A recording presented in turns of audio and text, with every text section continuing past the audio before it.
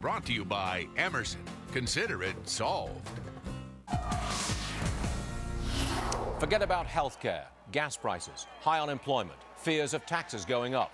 According to PBS host Tavis Smiley, the 2012 presidential election will be about race. He says, and I'm quoting now, "I said over a year ago that this was going to be the ugliest, the nastiest, the most divisive, and the most racist in the history of this republic." My next guest says 2012 is about policies, not race.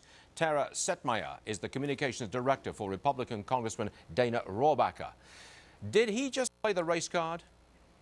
Absolutely, and I know Tavis, and he's an excellent journalist, and he's actually been critical of the president for actually not helping out Black America more. He thinks he should be more involved in policies that are more African American specific, and he's taken a lot of heat for that. But I'm really surprised at Tavis for throwing the race card out this early. It's such a red herring, and the American people are sick of it. I can tell you that middle-class working Americans in this country should not be afraid to criticize the president and his policies and the disaster that they've been, Tara, and then turn around and they're accused of being a racist. Isn't that the crux of it? How am I to interpret this? Do I to interpret this as, if I criticize the first African-American president on policy grounds, does that make me a racist? Does it? I mean, that's the way I'm going to have to take this.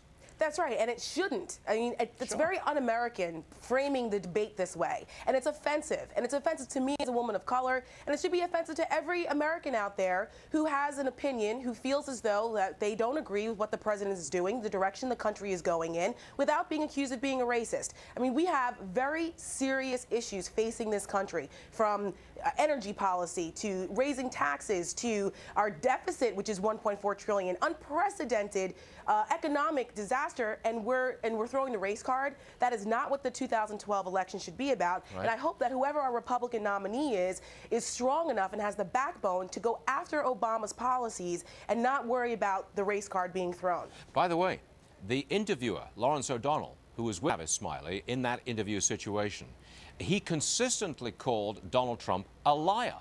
Came right out with it frequently within that interview. What do you think about that? Well, I mean, Donald Trump draws emotions out from both sides in all different ways, and he's entitled to his opinion of what Donald Trump says, does. I'm not going to get into the Donald Trump issue. Tara, I guess what I'm getting at is Mr. Smiley and Mr. O'Donnell, are they in fact being defensive? Because they see the president somewhat on the defensive going into the 2012 election. Some of his policies are really not that successful. So you play the race card, you defend, and you kind of close off the debate going forward. I mean, maybe that's the policy here. That's right, and don't think that these things aren't calculated. We all know MSNBC and the mainstream media, they were willing accomplices in giving President Obama a pass when he was a candidate. If you looked at, and a lot of that had to do with the fact that there was a lot of white guilt going on in the liberal journalism circles in this country, because we had the first African-American potentially president at the time. So he got a pass. If you had a white candidate with the same resume, the same questionable credentials, questionable associations, a pastor that said GD America from the pulpit, if you had a white candidate that had those same credentials, there is no way that he would have gotten elected with the media complicit in that. And that's exactly what they're doing. And let's see, we need to combat that in 2012, because now President Obama has a record, and it's an abysmal one. How do you do that? You are the communications director for Dana Rohrabacher, Republican, California. How do you do that? How do you combat this kind of charge that's just been laid? Well, first of all, you don't even acknowledge it. As long as you acknowledge that race is even a factor, you give credibility to it. You stick to the facts, things that are factual, not things that are left up to opinion. His record speaks for itself, and you need to do it in plain terms so that the average American who's listening, how does this affect me? How are these policies that this administration has put forth, how have these policies hurt me as an American? How have they stifled my ability to be successful?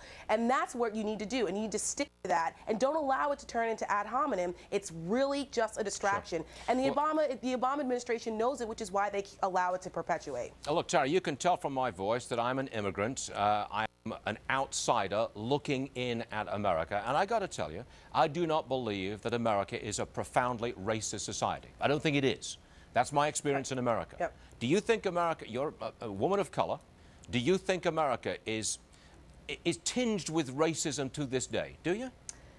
Well, I think that there's still elements of racism that do exist, particularly in certain areas of the country. Yes, it does exist. Do I think that America is inherently a racist country? No, I don't. Because if they were, Barack Obama wouldn't be president. Well, is America judging our president on racial grounds? No, I don't think so. And I think that those who are in the media that continue to perpetuate that myth, that's insulting to the average American, to all Americans in this country. Because the issue of race is one that, yes, we can have a discussion about it. Yeah, is it out there? Is it the primary reason? Is it the predominant thing that drives the discussion as to why people are unhappy with President Obama's job? Absolutely not. I would say it's probably not even the top 15 reasons why the American people are upset with the direction the country's going in. Tara Setmayer, thanks very much for joining us. Appreciate it. Thank you. Okay. Listen to this. A tornado slamming northern Alabama. Reports out of there.